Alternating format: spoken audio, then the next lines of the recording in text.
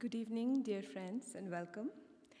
Today, on behalf of the Vivekananda Vedanta Society of Chicago, we feel very happy and blessed to have among us most revered Pravrajika Virajaprana Mataji as our guest speaker. Mataji has been a member of the Convent of the Vedanta Society of Northern California, San Francisco, since 1972. She serves the society in various capacities, including giving lectures at the Vedanta Society of San Francisco and other centers in the United States. She contributed articles to the Ramakrishna Order's journals and researched, compiled, and edited the book Photographs of Swami Vivekananda.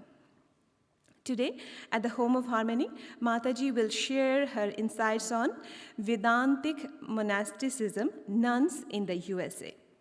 After the talk, there will be some time for discussion. So if you have any questions, bring them up then. And now, we request revered Mataji to please begin her lecture.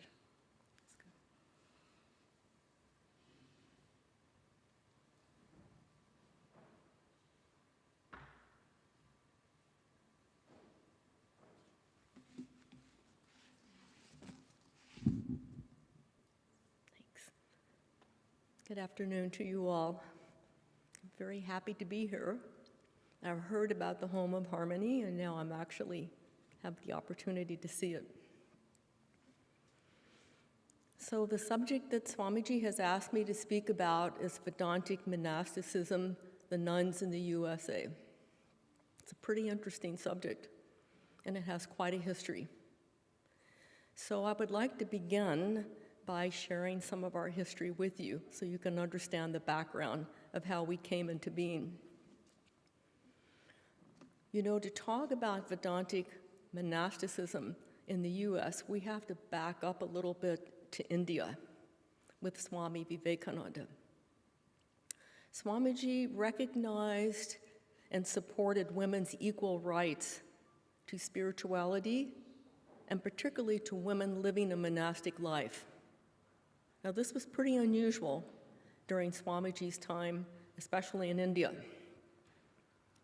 To this end, he felt that women in India could be uplifted if the Holy Mother was put in charge of a convent, and he was very anxious for a women's order to be started. In 1894, he wrote a fiery letter to his brother disciples, and it was addressed to Swami Shivananda. And this is what Swamiji wrote. "You have not understood the wonderful significance of Mother's life. None of you. But gradually you will know. Without Shakti, power, there is no regeneration for the world.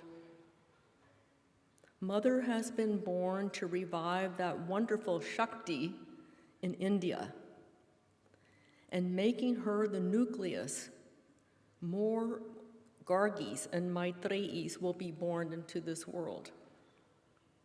Hence, it is her mutt, her convent, that I want first. I am coming to understand things clearer every day. My insight is opening out more and more. Hence, we must first build a mutt for mother, mother and mother's daughters, and then father and father's sons." And then again he said, "Holy Mother, as the center of inspiration, a convent is to be established on the eastern bank of the Ganges. As brahmacharins and sannyasins are trained at the Balur Mutt, similarly, brahmacharinis and sadhuis will be trained." Now, obviously, this was very important to Swamiji. He spoke about it many times, and he even gave considerable details about how he wished to do this. Any opposition to this inspired idea of Swamiji's was merely dismissed by him.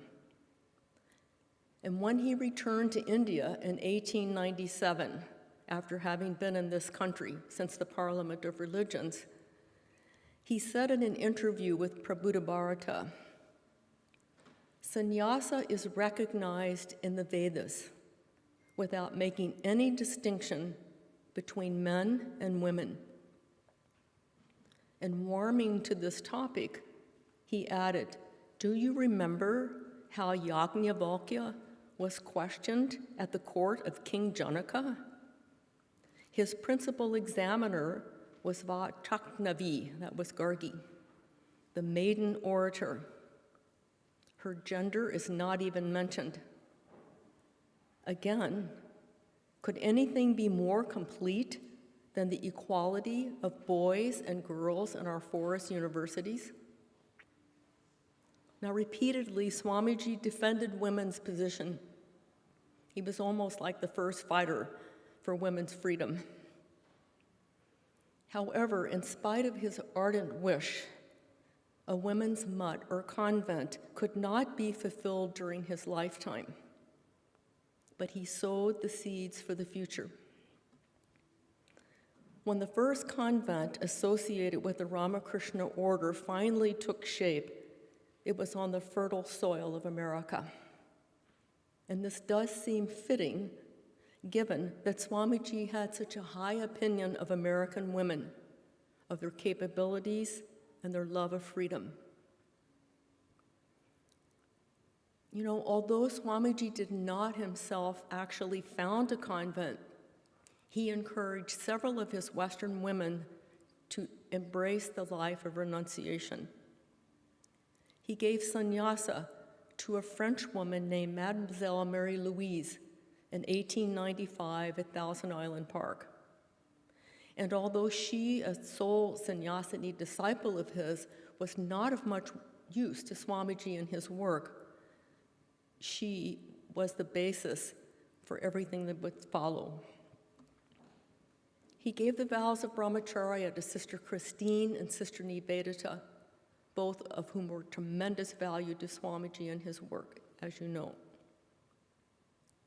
We can say that they actually cleared the way for the future convents in this country. And then there was Brahmacharini Yati Mata, Miss Sarah Waldo, another of Swamiji's monastic disciples. She performed invaluable service to Swamiji and to all of us Vedantins through her excellent editing of Swamiji's lectures and the notes taken down at Thousand Island Park, which have come to us as inspired talks. Some of his other brother disciples, for example, Swami Vedananda, gave monastic vows to a woman in New York. And Swami Ramakrishna encouraged Laura Glenn, who later took monastic vows, becoming Sister Devamata.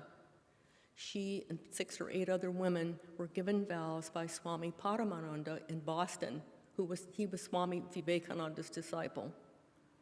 So they laid the groundwork. But it was actually Swami Trigunatita who in 1908 started the first convent when he was a minister at the Vedanta Society in San Francisco. He had several women that were interested in living a monastic life, and they asked the Swami, could they not have a separate facility where they could practice intensely? And the Swami agreed, and a house was purchased across from our old temple. In fact, that house is still standing. And he drew up the rules and regulations for those women exactly like he had drawn up for his own monastery. Now, there weren't funds to support these women, so they had to work, but basically they lived the life of a nun. And this went on until about 1912. So around 1912, the convent disbanded for various reasons. They were very earnest, but for different reasons, the convent did have to disband. But however, you know, a convent started by a direct disciple of Sri Ramakrishna is a great blessing, and its effect is powerful, and it bears fruit, and it has borne fruit, not only in San Francisco and in Hollywood and Santa Barbara, but in several other major cities in this country.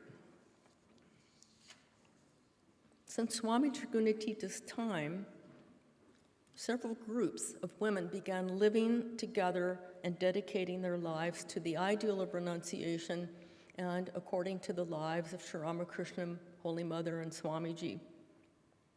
Many of these women had to work to support themselves, but in all other ways they lived the lives of nuns. The two convents that later were established in Southern California, in Hollywood and Santa Barbara, and in San Francisco, the center where I am from, were the result of these early communities. And now I'm going to tell you the story about these early communities. It's quite interesting. Swami Prabhavananda founded the Vedanta Society of Southern California in 1930. So, you know, the early generation Swamis that came to this country, most of them were direct disciples of Sri Ramakrishna. Swami Nikhilananda, Swami Saprakashananda, Swami Prabhavananda, Swami Akhilananda, etc. And they were coming to a country with a completely different culture, different language. Most of them had not been out of India. And this country in the 1930s was not as liberal as it is now. Almost everyone was Christian. Anyway, the Swami founded this society in Southern California, and a group of women started living there at the society in the late 30s. And they lived in the house of Sister Lalita. And Sister Lalita was one of the Mead sisters. And those of you who are familiar with Swamiji's life know that the three Mead sisters were the ones that hosted Swami Vivekananda in Pasadena when he was there, especially Alice Hansborough. This Sister Lalita was a disciple of Swami Turiyananda. So in our center in San Francisco, Swami Vivekananda founded our center. Following him was Swami Turiyananda, and then Swami Trigunatita. So our society was blessed by three of the direct disciples. So she was a disciple of Swami Turiyananda. Now, the first nun came to Hollywood in 1941, and she moved into Sister Lalita's house. And Sister Lalita's house was there on the property of the Vedanta Society of Hollywood. And 2 years later, in 1943, Pravrajika Virajaprana joined the convent. Now, Virajaprana was a wonderful contribution to the Southern California convent. She was an excellent musician, and she set the Bhagavad Gita, many verses of the Bhagavad Gita, to beautiful, beautiful music for the women's choir there, and our choir also performed many of her songs. She was also an excellent tabla player, and she used to accompany the nuns every evening during arati playing the tabla. So she was actually a very important figure in those early days. And then she learned ritualistic worship from one of the main pujaris at Belur Mutt. And she used to perform 10 and 16-item ritualistic worships at Santa Barbara. And she used to train the young nuns for puja. And about convent living, Virajaprana told one of the younger nuns with a smile, "The first 50 years are the hardest." In 1946, Belur Mutt granted permission to Swami Prabhavananda to establish both a monastery and, surprisingly, a convent, and empowered him to give monastic vows, brahmacharya vows, preliminary monastic vows. Now, in the Vedanta Society of Southern California archives, there are some official letters, and they're quite interesting. There is one official acceptance of the women by the Ramakrishna order, and it's documented in a letter. The May 10th, 1946 letter, signed by the then General Secretary, Swami Madhavananda, said that the monastic workers of the order in the USA be accepted and that Swami Prabhavananda be permitted to start a monastery and a convent. Now, this is the first time that a convent in any part of the world was given official sanction from the Ramakrishna order. Sarada Mutt had not started yet. So this was the first convent, was in Hollywood. Included in this correspondence from Belur Mutt was, quote, the scheme for Western people desiring to join the Ramakrishna order, which contained the noble objective to be achieved, the goal of human life, spiritual liberation. And this is what that letter said. Both of these institutions, the convent and the monastery, will aim at God realization through the unfoldment of the inner life, following a course of spiritual discipline, self-sacrifice, and performance of household duties on lines set forth in the rules of the Belur Mutt, framed by Swami Vivekananda. So the Sarada convent branches in Hollywood and in Santa Barbara officially began in 1947 under Swami Prabhavananda. So we can say that the convent was actually established under the umbrella of the Ramakrishna order, and this was a big step for the future women's monasticism in the West. By 1947, the monastic membership in Southern California began to grow. In the same year, brahmacharya vows were given to 2 of the nuns. Shortly thereafter, most of the nuns shifted from the Hollywood convent to the Sarada convent in Santa Barbara. They wanted to establish another convent there. A devotee had left some property, a beautiful property there in Santa Barbara, and a temple was built, etc., and that convent was established there. Both of these convents, Hollywood and Santa Barbara, are under the Hollywood Center. They were not separate centers. Later, a few of the nuns returned to Hollywood to help establish the convent there, and eventually other women joined in both places. 2 years later, in 1949, several brahmacharinis made their first pilgrimage to India, accompanied by Swami Prabhavananda.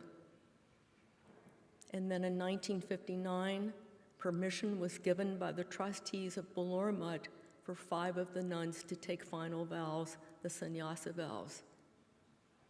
They were the first women monastics in the West to receive sannyas. You know, Swamiji's initial precedent had borne fruit as it has continued to do so since then. At that time, guidelines for maintaining and running the convent were given. And the letter was written by the General Secretary of the Ramakrishna Order, who further clarified the Western nuns' standing. Okay, so Northern California. Swami Ashokananda came to Northern California in 1931. During his time in San Francisco, as in Southern California, women were living together as nuns. And they had to work, same situation, they had to work to support themselves. In 1949, 2 of the women were living in Oakland in the house of Sarah Fox, who was a very, very saintly devotee of Swami Saradananda. She was his disciple. And there were a few women living together in groups in San Francisco. On Green Street, there was a convent there on Green Street. Actually, there were 2 convents there, one in the 1930s and then one later in the 40s. By 1952, 6 women were living in what we call the Harrigan House, which was right next to where our new temple was built.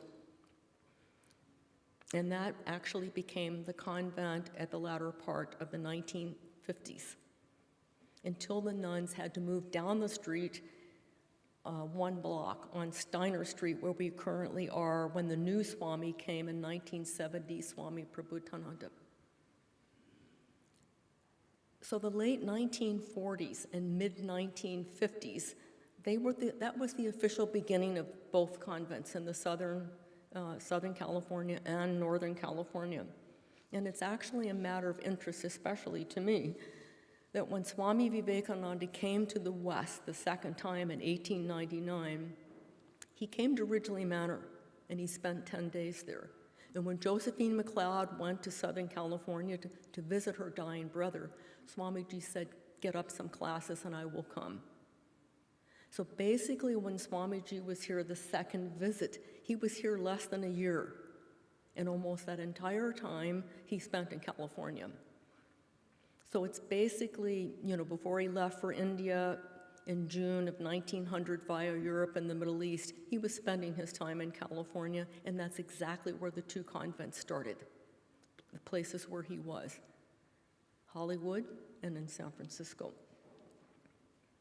And by the way, both of those two societies in California are the largest societies in this country, largest Vedanta societies. However, the story gets interesting now. Initially, the establishment of both of the convents was a bit rocky as far as negotiating with Belur Mutt is concerned, which was 8,000 miles away, and proved to be quite a challenge for both Swami Prabhavananda and Ashokananda, both of whom, I have to say, we owe a great deal of gratitude for their devoted efforts, their thoughtful discussions with Belur Mutt, and their foresight regarding not only the need, but the value of convents in the West. Without their persistence, it's doubtful that the convents would have been established in the way that they were. Now, on a visit to San Francisco in 1956, Swami Madhavananda, who was then General Secretary, and by the way, both Madhavananda and his brother Dayatmananda had both been in charge of San Francisco for short periods of time. The second time Madhavananda was in charge, he was recalled to India to become president. So he was familiar with San Francisco. He seems to have given his blessings to the convent at that time. This is in 1956, implying that the Ramakrishna order had accepted them. However, a glitch appeared 2 years later in December of 1958 when Swami Madhavananda wrote to Swami Ashokananda, and this is what he said. As we are going soon to separate the women's section in here into an independent organization, as envisioned by Swamiji, we shall have no more convents in the United States. Now, of course, he meant no more convents in addition to Hollywood and Santa Barbara, which had started in 1947. This alarming news prompted Swami Ashokananda to send an urgent cablegram to Belur Mutt. Swami Prabhavananda also wrote at length in support of the convents. In response, Swami Ashokananda wrote a letter to Swami Madhavananda 2 months later in February of 1959. The Swami wrote, "The purpose of our work here is to teach aspirants to approach God, essentially through the practice of contemplation and renunciation. It is through the lives of monks and nuns that renunciation can be truly demonstrated. As the society membership is growing," he added, "a permanent and large body of dependable workers is generally found among those who have renounced the world, who have no other loyalties or obligations, and who are eager to devote themselves exclusively to the cause. It is, in short, men and women, monastics, who will have to more and more carry on the burden of the work of the center." Swami Ashokananda had to write several pretty forceful letters back and forth, so these several animated, if not anxious, letters continued between Swami Ashokananda and Swami Madhavananda. However, the Board of Trustees, they swung in favor of Swami Ashokananda's contentions. Now, just as an aside, in India in 1959, the first nuns of Sardamut received sannyasa, just as the 5 nuns from Southern California had received sannyasa in 1959. The then president of the Ramakrishna order, Swami Shankarananda, who was also very in favor of women's monasticism, gave those nuns sannyas. Sardamut was started in 1954, the year of Holy Mother's birth centenary. And at that time, a small piece of land with a few buildings was purchased on the bank of the Ganges at Dakshineshwar, and thus fulfilling Swami Vivekananda's earlier prophecy that I began with. So going forward, Sri Sardamut in India was recognized as a completely independent organization, with the full administration was handed over to the nuns from the Ramakrishna order. So according to Swamiji's original wish, the Ramakrishna order and the Sri Sardamut are completely separate organizations, separate in every way except for having a shared spiritual lineage. Now, although the Ramakrishna Mutt and Sardamut are completely separate, and that is the ideal, we must remember that both Swamis Prabhavananda and Ashokananda knew that trying to separate the convents in this country would be very difficult.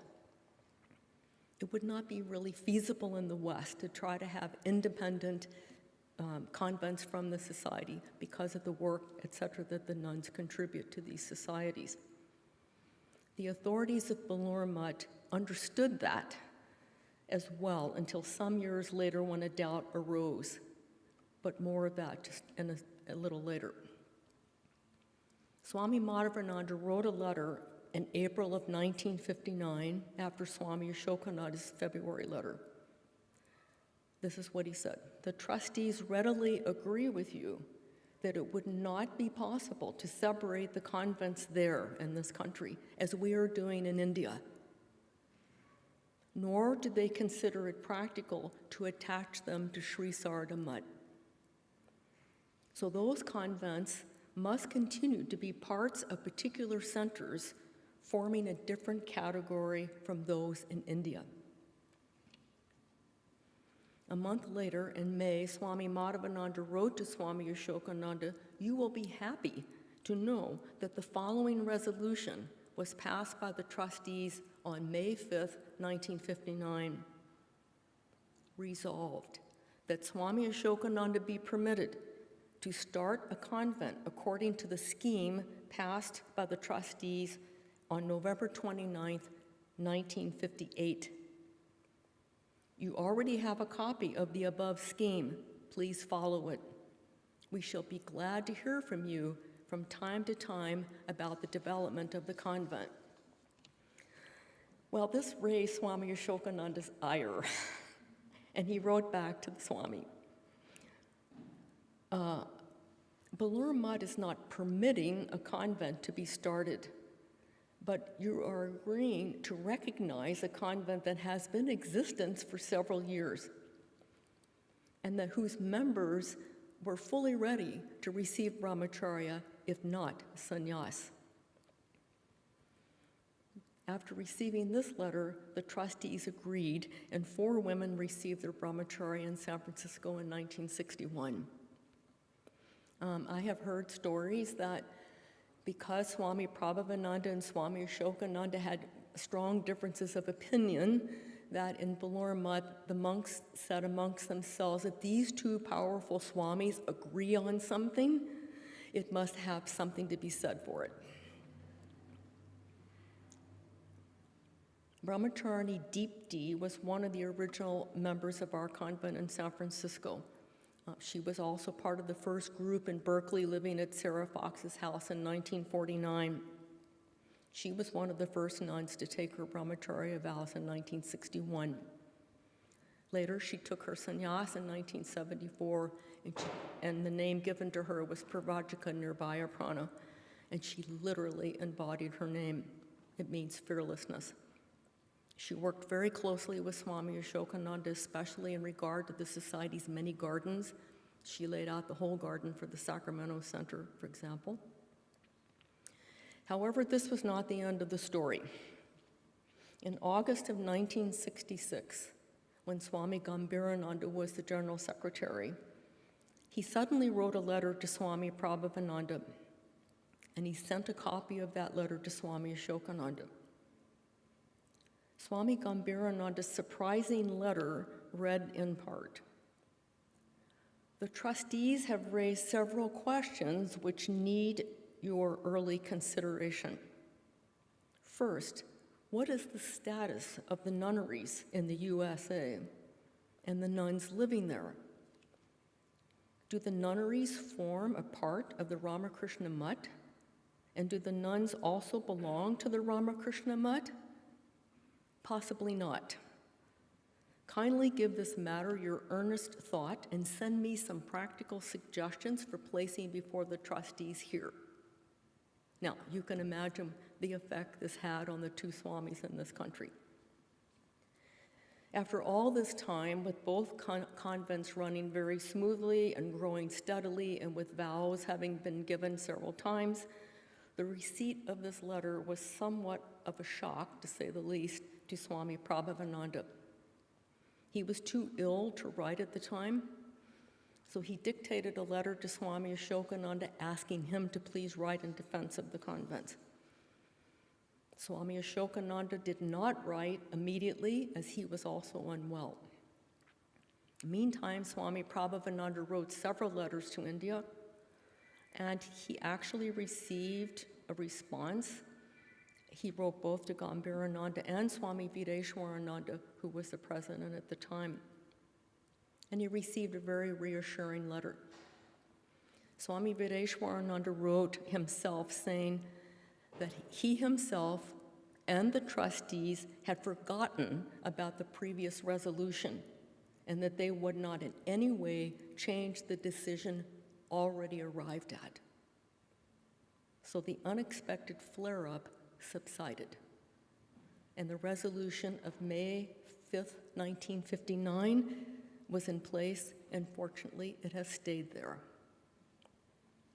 Now, all of this back and forth between Belur Mutt and the swamis in this country should hardly be surprising to us, given the unusual situation of accepting Western convents in the late 1940s and in the early 50s under the protection of the Ramakrishna Mutt and Mission, a men's order.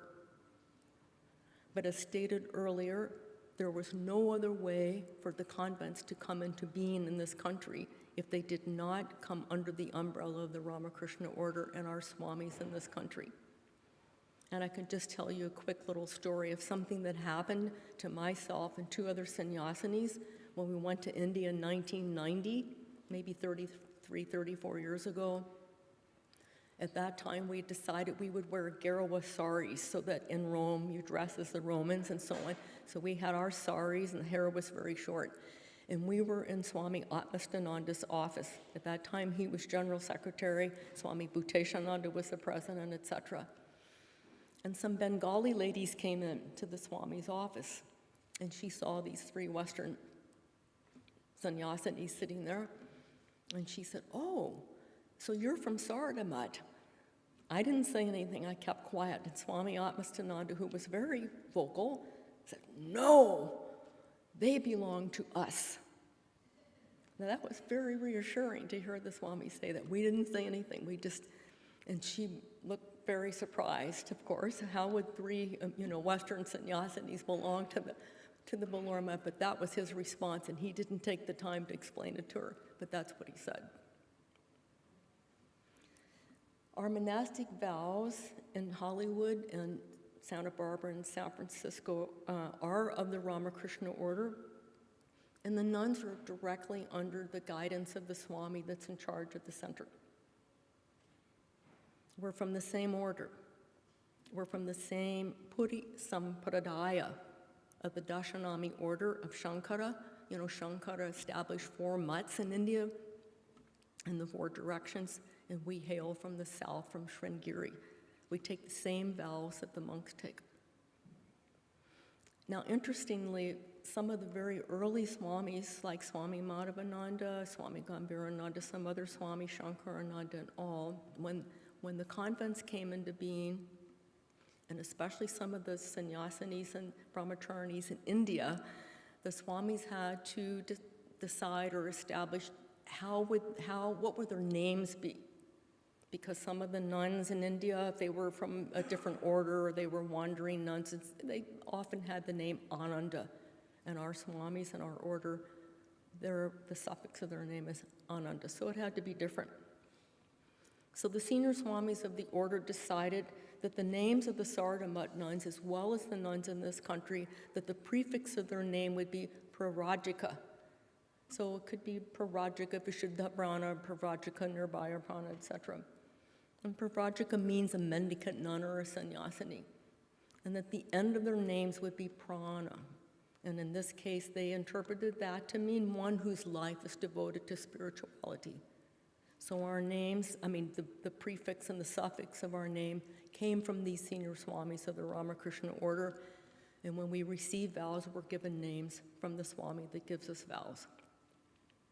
As I just said earlier, we take the same vows as the monks do at Balurmat, and we write to the president of the order for his blessings before we take sannyas.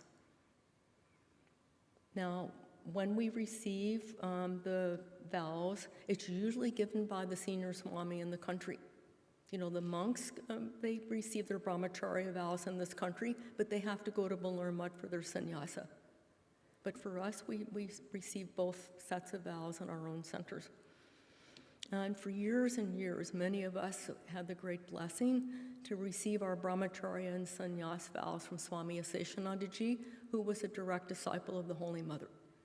It was a great blessing.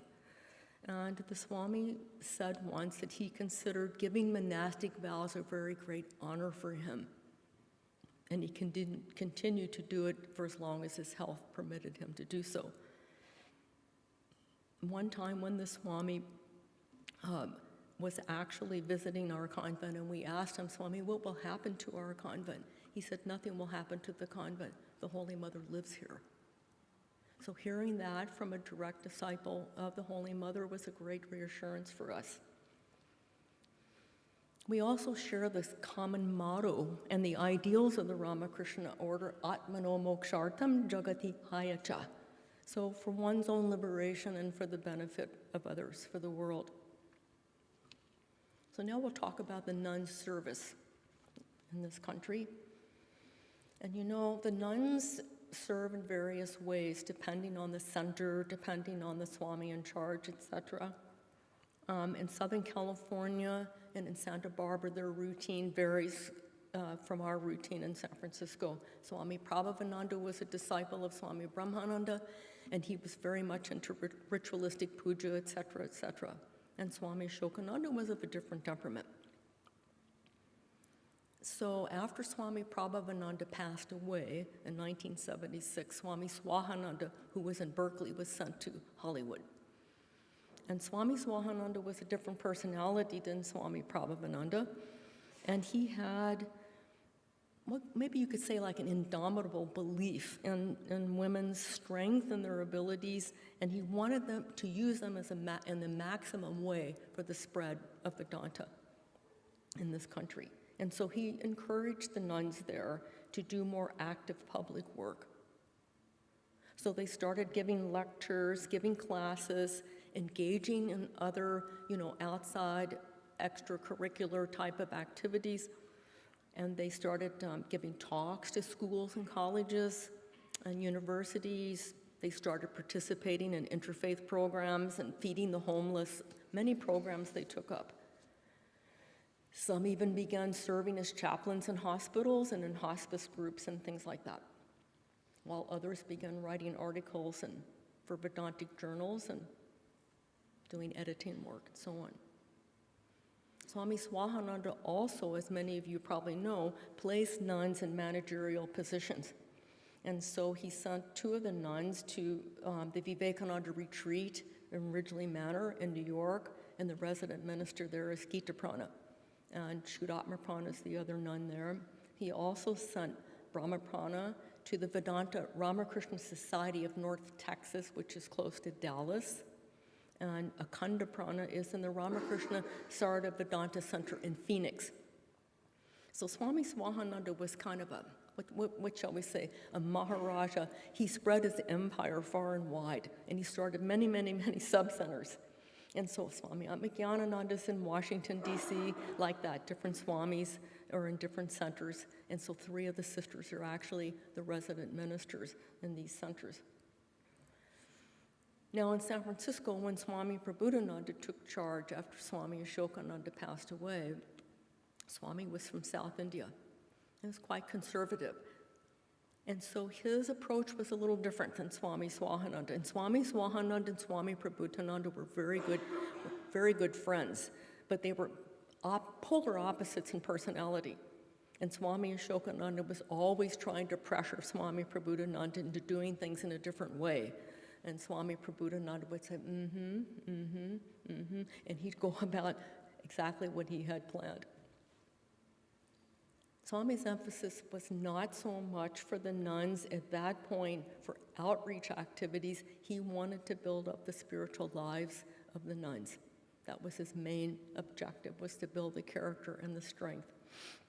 So he believed that we should stay in one place. You know, there's one type of sadhu that sits in one place and one type of sadhu that wanders the earth. So his belief was the sadhu that stays in one place.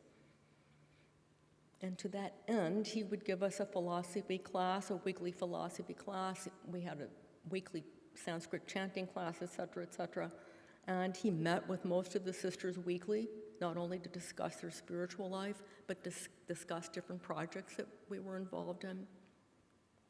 Eventually, things have changed, and we have started, even in Swami's time, we started giving lectures, giving talks in different places, and editing work and writing articles and so on and so forth. Now, besides our motto of the Atmano Mokshartam, the nuns' personal routines of prayer and meditation and worship and study, etc. In addition to these things, we also have our service activities. In San Francisco, our service activities extend pretty far and wide. And then none of the nuns, of course, participate in all the activities. It depends on their capabilities, etc. But just to give you an example of because sometimes people say, what do you do there? You know, we have 24 hours that are free. So I'll give you an idea what we do there. So in our society, the sisters are pretty active. So we manage the bookshop and the sales. And we take care of both of the society's new temple and the old temple gardens. We do worship twice daily in the temple and in the convent. We do office work. We take care of the monthly bulletin and announcements for special programs. We manage appointments and reservations for staying at our Olima retreat. We do flower vases twice a week at the new temple and once at the old temple. We teach the Sunday school. We take care of the children during Sunday services and special programs. We caretake, the sannyasinis caretake at the new temple, which means one of the sannyasini lives 1 month in the temple. There's a small apartment there, and she's responsible, for taking care of the temple, et cetera, answering the phones and so on. We manage the temple coverage schedule.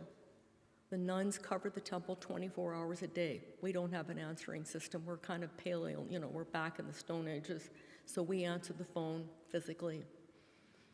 So that means if you're covering the temple, you answer the phone. You take care of people who come to the temple. You talk to the people that come to the temple. You give them tours and things like that.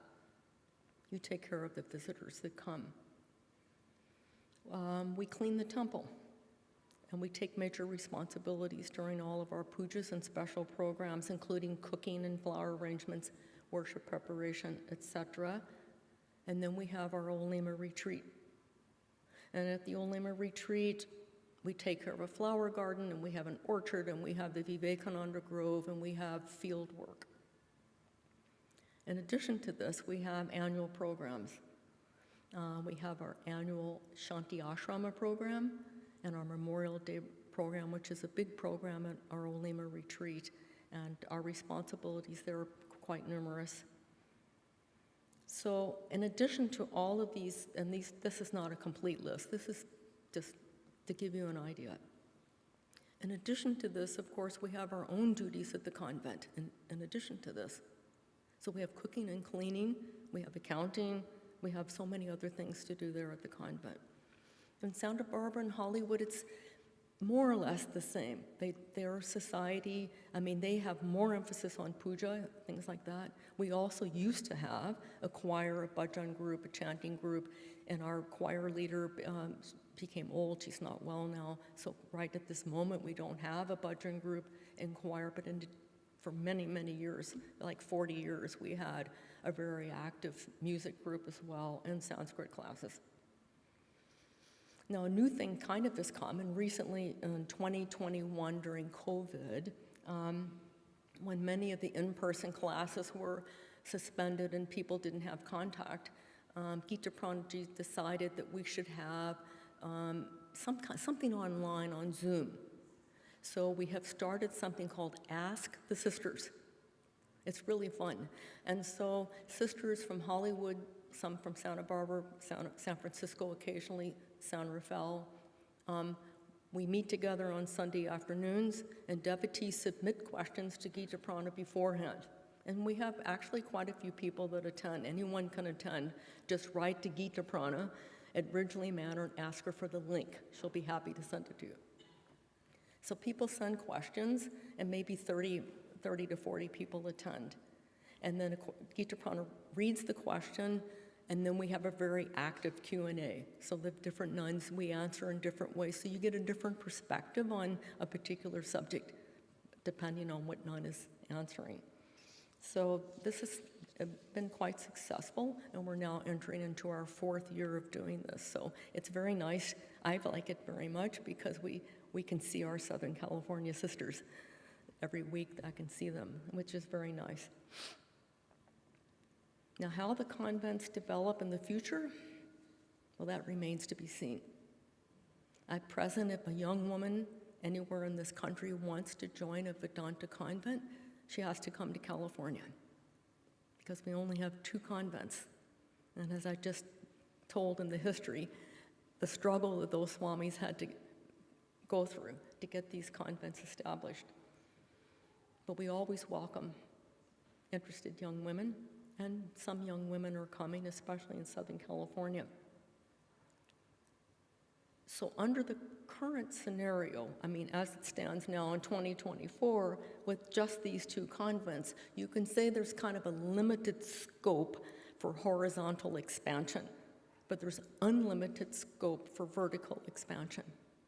And that depends on the individual nun. I feel that Sri Ramakrishna and Mother have provided us with everything to grow spiritually, and that's the main point.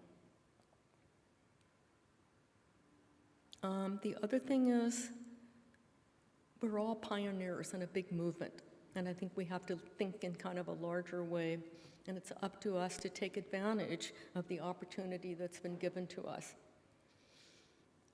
Hopefully someday the convents will be independent as Swami Vivekananda had envisioned. But for that to happen, quite a few changes would have to take place in this country. For one thing, we only have really 13 main Vedanta centers. This is a pretty big country, and 13 centers is not very many, and many of the centers are small. So in order to eventually separate out the convent from the Vedanta societies, it will depend on how the societies grow in this country. It may happen someday. That's really for future generations to talk about. So as of now, if the women devotees and the nuns, they contribute enormously in the successful running of the centers. If the convents were to become separate, many of the women and the children and maybe some of the men would gravitate towards those centers. And that won't work in this country when everyone is needed for the service in our main centers. So clearly, our situation in the country is a very different story than in India. And one of the major differences is maybe possibly the number of monks and nuns. And having seen India twice, I have an idea of how it is in India, and it's quite different. But to end, in my humble opinion, whatever Mother wills is going to happen. What she doesn't will won't happen. So we have to be grateful for the opportunity to wholeheartedly serve Sri Ramakrishna and Mother and practice our spiritual disciplines to the best of our capacity. I mean, through their boundless grace and protection, we've come this far. So let us see where we go next. Thank you.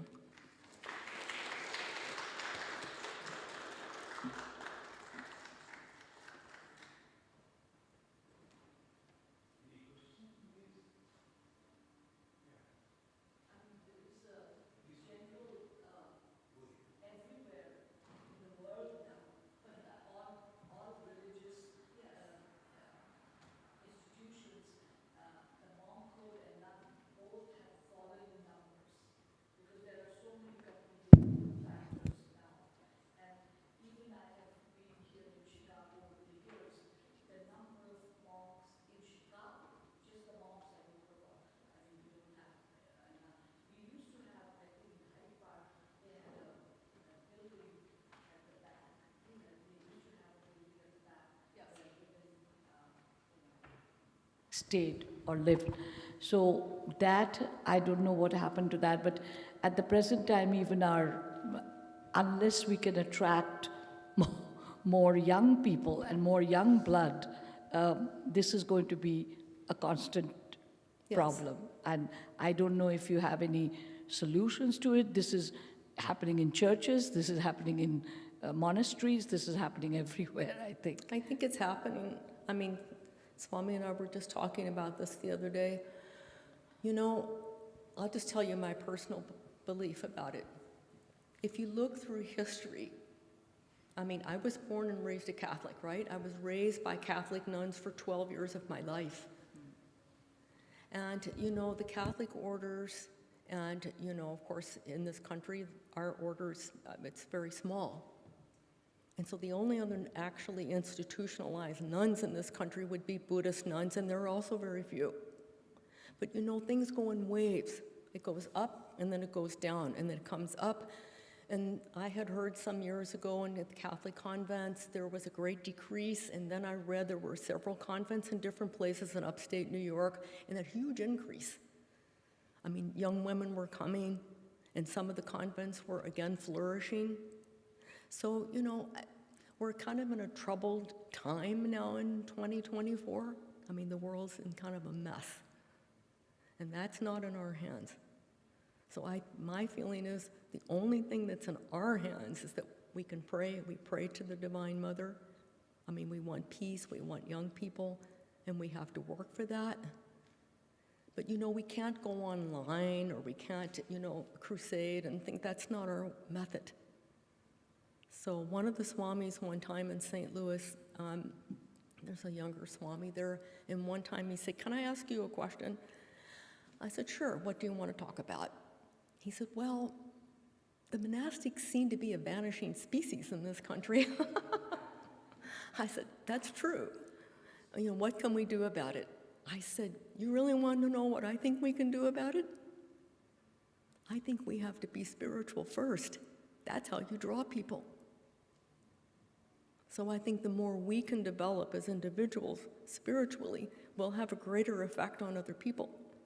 If you just go and give a lecture to a young person and you yourself are not either fully following that, or you're not fully intellectually convinced of it, it's just words, it doesn't have the same effect. So that's what I think. We should always be eternally hopeful and positive. It's just a wave, it's a downward, and it comes back up again. And that's my belief and hope. And you know, I think this even in terms, sometimes I think Just for an example, this is not a political example, but just say the difficulty, say, between Palestinians and Israelis. I have heard and read that the younger generation, they don't feel this way. They want unity and they want to intermix and so on and so forth. It's the older people that have gone through so much and they have all these resentments and so many things are involved there. But younger people are full of hope. And they want peace. Look how many demonstrations have, across the college campuses and things over this. And that's coming from young people. So I think we should encourage that. We meet young people and we talk in a positive vein, not in a negative vein, in a positive vein. And pray. Prayer is very powerful. That's what I think. Any other question? What's that?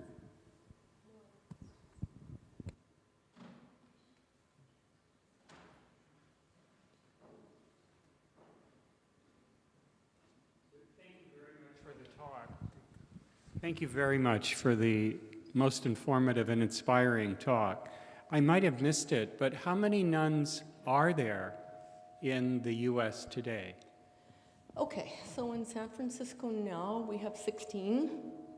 In Santa Barbara, one of the nuns just passed away. There's 4 in Santa Barbara currently. And in Hollywood right now there's 5, and then there's Gita Prana, Chudatma Prana, Kanda Prana, Brahma Prana, they're all from Hollywood. So like 9 or 10 in Hollywood. So there again, there were a greater number. Some of the nuns have passed away, like this Nirbhaya Prana I was talking about, she's passed away. We've had several nuns pass away in our convent. So it's not like a large group, but 16 is not a small number. And we have a big society and, quite a lot of work. Anybody became a nun in the last 10 years? Who? I'm asking. Oh, in the last 10 years? Yes. Well, yes. In fact, interestingly enough, we had 2 Indian devotees that joined. They didn't join Sardamat. They had come to this country to study, etc. And, and then they met the Swami, etc. And so both of those Indian women that joined, one from Chennai, one from Bengal, they just took their final vows of sannyas in 2022. So the senior nuns are still having a system of apprenticeship and entrance and with the spiritual steps that they have to take. Yes. Can you repeat that, please? Maybe you get, yeah. So there is a system of apprenticeship when a young nun enters the monastery, and the older nuns train them and they go through various stages of brahmachari, and then finally they become a sannyasin. Yes, of course. The older nuns, of course, they help and they direct, but the Swami in charge, the Swami's in charge. Swamis train them. That's the difference, you see. Okay. So like in Sardamat, the women are they're completely in charge. The Swamis have nothing to do with Sardamat now. Okay. In the beginning, they had to get them on their feet. But it's kind of a new movement when you think about it. That's why I wanted to give you the history. We're just starting. We're pioneers. Yeah. And in all these orders, celibacy is... Of course. Yeah, yes, of course. And yeah. Our oldest nun in the convent now, she's 97. And she's still active. Yeah. It's amazing. And so the younger sisters get inspiration either from fellow sisters or, from the Swami. Hi. The numbers you said, those include brahmacharinis or just sannyasins? Who? The numbers you gave, the number of nuns, those, do they include brahmacharinis also who are novices? Yeah. When a person joins, they're considered a probationer, right? Yeah. Just like the monastery, they have a probationer. And then depending on the Swami, basically it's about like the first 6 years, then you take the first vows, brahmacharya vows. Then thereafter, it depends on the Swami when the person takes sannyas. Usually I think it's 5 years after that. Swami Prabhupada was very conservative. So he did, Southern California follows it by the, just by the clock. 6 years, 5 years. That's pretty basic. And of course, it's up to the Swami in charge of that center, when the vows are given. Thanks. Anybody else? Okay. All questions answered.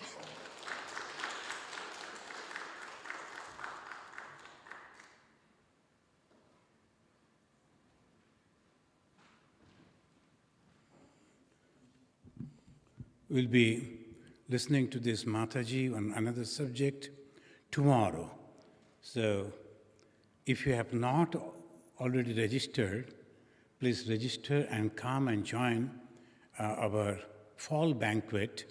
It will be in Naperville. There is a beautiful hall. Everything has been arranged over there.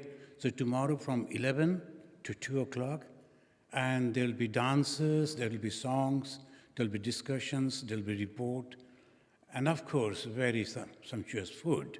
So you are all welcome to come over there. So Swami Vivekananda said, maybe Mataji has already mentioned, so I was late to come here, so that to fly, a bird needs both the wings. So, and in the society also, this is necessary, And the Hindu mythology, we believe there are 4 yugas. Satya Yuga, almost each and every one, the male and female, boys and girls, they were all rishis and brahmavadinis, almost everyone, in the Satya Yuga, because very few numbers were there. So whoever was capable, they were asked to research how to establish the society. What will be the best for the human society? So they were researching on that. So the Veda came out of that. There were 21 Brahmavadinis' name we get in the Veda. That is lady saints, Brahmavadini. Then came Treta Yuga, Sri Ramachandra time, the responsibilities of the ladies shifted. So that was given to the homemakers you should be, because now the responsibility of the society. There's a Sita, who was following Sri Ramachandra. She was the first, and slowly it came. Dwapara, we don't see that the ladies are going out and researching, very few. And in this Kali Yuga, once again, that's why Swami Vivekananda said, again the Gayatri, Maitri, Gargi, they will come up from this society. So this is the time we have already established the society. Once again, we have to go back to Satya Yuga, and in the Satya Yuga, this truth, which is always there, ever present, that we have to find out. Now, slowly, we find the very highly educated ladies are joining. In the Sarada, convent, they're under the Hollywood Center, the 2 girls, one American and one Indian, they are the doctorates. The one in chemistry, another, I don't know, Durga, she is the American lady, and they are joining like this. There are young people, they are joining. You will wonder, the American Swamis, who are also the PhD holders, they are joining. They are there. So they are always there. So naturally, it is continuously going on, but very, very challenging life, particularly Ramakrishna Mission. So they are so strict in their morality, no chance of doing anything. Immediately, they will be sending them out of the order. So obviously, Ramakrishna Mission monks and nuns are very, very strict. Parallelly, as the Mataji were mentioning, that there is a Sarada Mott run by the ladies only, and monks never go over there. So they do that. Here in America, they are under the senior Swami, in-charge Swami, the nuns are there. So this way we are going on. But you have to send your boys and girls to us.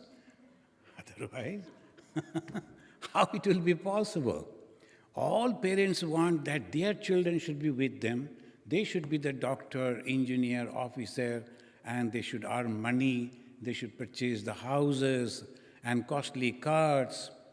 And sometimes they will go and give some donation to the ashrama and give the blessings, that's all. No, that is not the thing.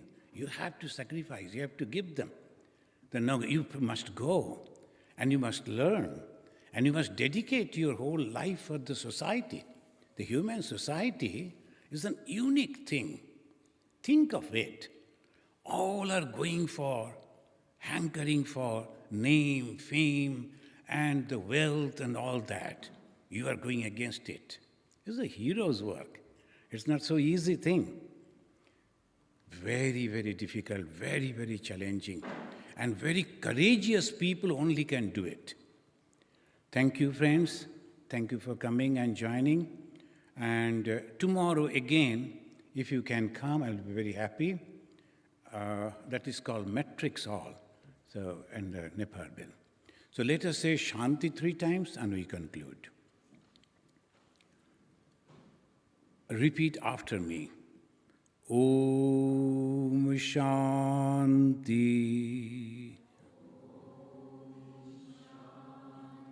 Shanti. Shanti. Harihi Om.